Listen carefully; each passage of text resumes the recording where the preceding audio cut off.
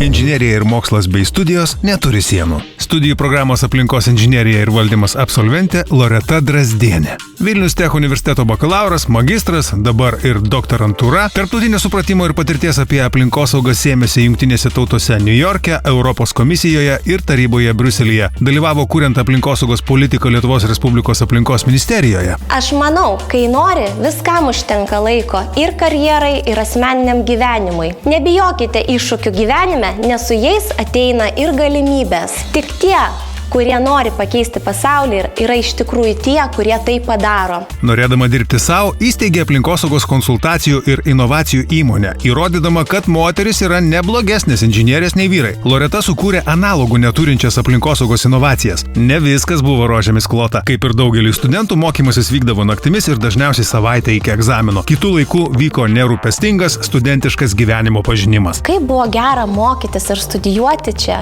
kiek sutikau įdomių žmonių, draugiškų. Dar vienas šios studijų programos absolventas Gideon Lomoko. Studijuodamas dalyvavo katedros vykdomoje dvigubo diplomo programoje ir įgijo ne tik Vilnius Tech, bet ir RTU diplomą. Vilnius Tech Gideonas mokėsi daugiakultūrinėje aplinkoje. Baigė studijas jis savo gimtoje šalyje Ganoje, dirba inžinieriumi prie Pasaulinio banko finansuojamo $125 milijonų vertės vandens tiekimo ir gerinimo projekto. There's nowhere other than Vilnius Tech because they have all the qualities to transform you into a pro.